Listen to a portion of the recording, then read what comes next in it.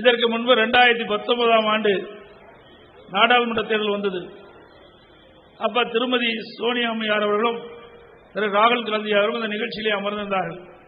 அப்பொழுது ஸ்டாலின் அந்த நேரத்தில் குறிப்பிடுகின்ற பொழுது அடுத்த பிரதமர் ராகுல் தான் என்று குறிப்பிட்டார். அருமையானவர், ராசியானவர். சொன்னதுதான் 2019 தேர்தலில் தொடர்ந்து எதிர்க்கட்சியாக இருந்த காங்கிரஸ் எதிர்க்கட்சி அந்தஸ்தை இழந்தது.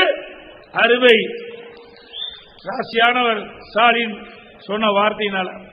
அதே போல இப்போ அப்படித்தான், எங்க பார்த்தாலும் இந்தியா கூட்டணி இந்தியா கூட்டணிங்கிறார். வேறு எப்பெல்லாம் பேசுறாரோ அப்பெல்லாம் ஒவ்வொரு கட்சியா விலைக்கு போயிட்டே இருக்குது.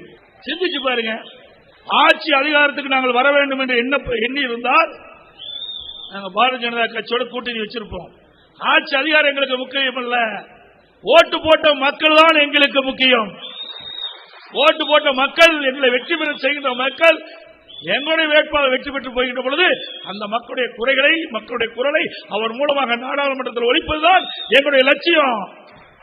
உங்களை போல குடும்ப உறுப்பினர்கள் ஆட்சி அதிகாரத்துக்கு வந்து கொள்ளையடிக்க வேண்டும் என்பது எங்களுடைய லட்சியம் அல்ல.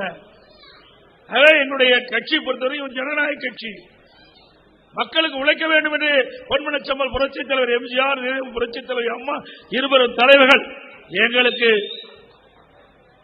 அற்புதமான பாடத்தை கற்பித்து சென்றிருக்கின்றார்கள். ஸ்டாலின் அவர்களே, உங்க அப்பா போல எங்க தலைவர்களாம் கிடையாது. உங்க கட்சி ஒரு கம்பெனி, கார்பரேட் கம்பெனி, அது கட்சி அல்ல. உங்களில் ஒருவனான எடப்பாடி பழனிசாமி பேசுகிறேன்.